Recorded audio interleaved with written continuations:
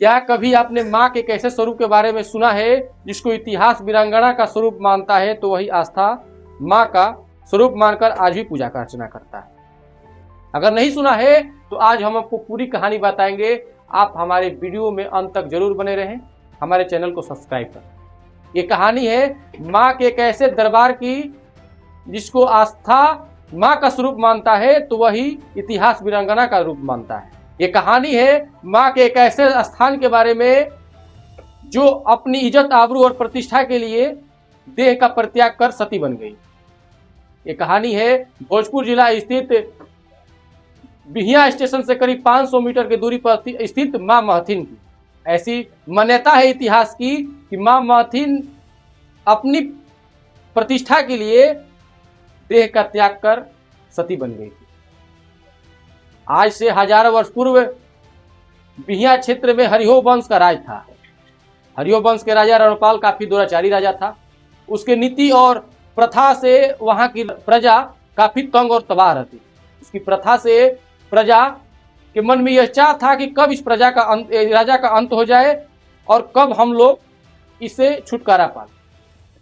उसकी प्रथा में एक प्रथा चलता था जिसका नाम था डोली प्रथा।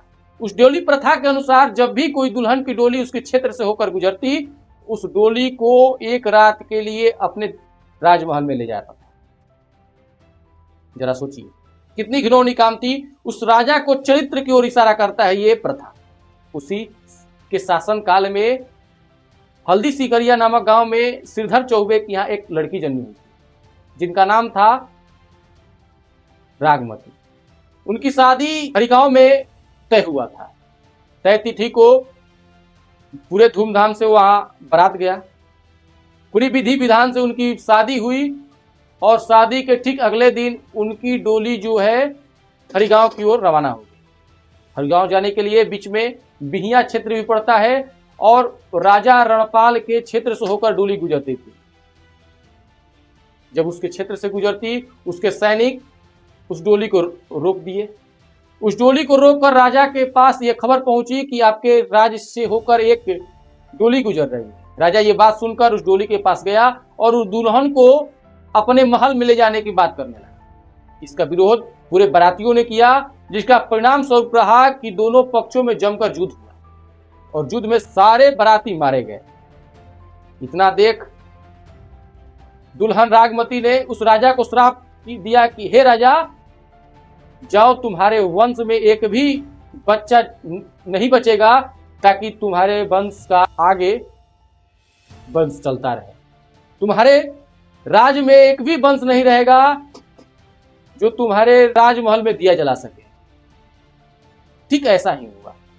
कुछ दिनों के बाद धीरे धीरे खत्म भी हो गया था। इतना श्राप देकर वो दुल्हन रागमती डोली में आग लगी और वो आग में जलकर भस्म हो गई। और उसी समय से वो रागमती से सती महथिन माई के नाम से लोग जानने लगे। लोग पूजा अर्चना करने लगे।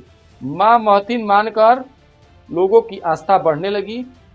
लोग अपना दुख, दरिद्र और रोग निवारण के लिए माँ महथिन की पूजा करने लगे। ऐसी कहा जाता है कि माँ महथिन की पूजा अर्चना करने से सुख, समृद्धि और शांति की प्राप्ति होती है। जब हमारी टीम वहां माँ महथिन के दरबार में पहुंची तो माँ महथिन से जुड़ी एक और कहानी देखने को मिला, एक और कहानी सुनने को मिला। वहां के स्थानीय लोग कहते हैं कि जब वर्तमान के दीनदयाल उपाध्याय से और दानापुर के लिए रेलवे लाइन की पटरी अंग्रेजों के द्वारा बिछाई जा रही थी, तब जब भी रेलवे लाइन की पटरी माँ महथिन से होकर गुजरने वाली, जो माँ महथिन के स्थान से होकर गुजरती थी, जब भी पट्टी बिछाई जाती थी, दिन में बिछाने के बाद रात्रि में पटरियां जो है इधर उधर बिखर जाती थी। एक दिन हुआ। ये लगातार न जाने कितनों दिनों तक सिलसिला चला। फिर एक दिन चार्ली मेनन नामक अधिकारी था। उसके स्वप्न में माँ महथिन ने आकर कही कि अगर तुम मेरी बात मानोगे, अगर पटरी को तुम हमसे थोड़ा दूरी पर बिछाओगे, तुम्हें जो कुष्ठ नामक बीमारी है वो दूर हो जाएगा। उस बीमारी से तुम्हें छुटकारा मिल जाएगा। माँ के स्वप्न को हकीकत मानते हुए चार्ली मेनन नामक जो अधिकारी था वो अगले दिन आया और पटरी को माँ महथिन के स्थान से ठीक उत्तर दिशा में बिछाना शुरू किया। ठीक ऐसा ही हुआ। उस चार्ली नामक अधिकारी का जो कुष्ठ रोग था वो धीरे धीरे समाप्त होने लगा। माँ महथिन से जुड़ी ये दो कहानियां हमारे अध्ययन के हिसाब से, हमारे जानकारी के हिसाब से आप सभी के बीच में रख रहा हूं। अगर आपके पास भी कोई माँ महथिन से जुड़ी कहानी होगी तो आप हमारे कमेंट सेक्शन में जरूर लिखिएगा। और कभी मौका मिले तो माँ महथिन के दरबार में आप जरूर आइएगा, माँ का दर्शन कीजिएगा और माँ का आशीर्वाद जरूर प्राप्त कीजिएगा। क्योंकि ऐसी मान्यता है कि माँ के दर्शन प्राप्त से ही आपको शक्ति, समृद्धि, सुख, शांति, वैभव, यश की प्राप्ति होती। ने कहकर माँ महथिन के बारे में अपनी वाणी को मैं अभी विराम देता हूँ। फिर मिलेंगे अगले वीडियो में, तब तक के लिए धन्यवाद।